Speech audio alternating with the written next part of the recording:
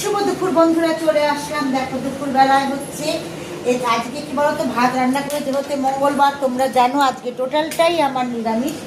তার জন্য কি বলতো, ভাতটা করে আমি এখানে নিয়ে এসেছি, টেবিলেতে নিয়ে এসেছি। টেবিল মুছে পরিষ্কার করে দেখো এক সপ্তাহ ভাত হয়ে গেছে। আর আজকে বেশি কিছু পদ বন্ধুরা রান্না হচ্ছে, করবো না, কারণ একটু আমার কাজ আছে। আর এখানে বেগুন পোড়া করেছি, এটা কিন্তু পেঁয়াজ দিয়ে মাখিনি, নিরামিষ যেহেতু টমেটো আর কাঁচা লঙ্কা কাঁচা তেল দিয়ে মেখেছি। আর ধনে পাতাটা আমি এখন দিই, কেন অনেকে ধনে পাতা খায়, আমার ছেলেরা অনেকে খায় না।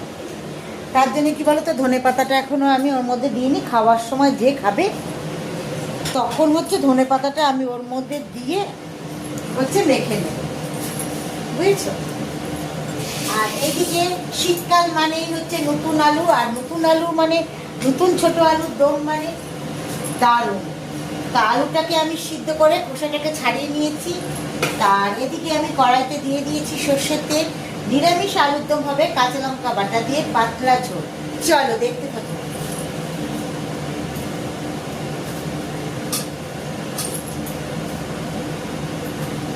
এর মধ্যে আমি তেলের মধ্যে ফোড়ন দিয়ে দিচ্ছি। দেখো গোটা জিরে, হাতটা ভেজা হয়ে জল হাতটাতে দিলাম। আর একটা শুকনো লঙ্কা আমি 2 টুকরো করে দিলাম।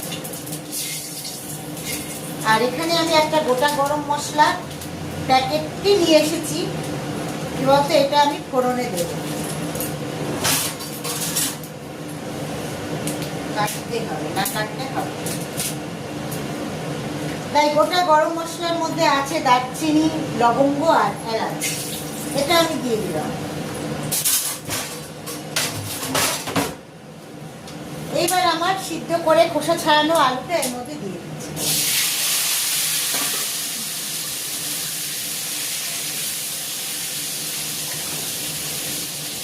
আর এর মধ্যে দেবো আমি মটরশুঁটি আর হচ্ছে টমেটো, এটাকে আমি ধুয়ে রেখেছি বন্ধুরা। তার সেটা আমি এই আলু দমের মধ্যে দিয়ে দেব।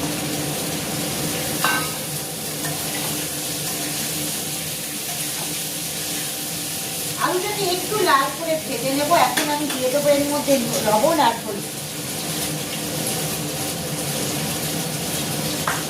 দেখো হলুদ দিয়ে দিলাম পরিমাণ মতো।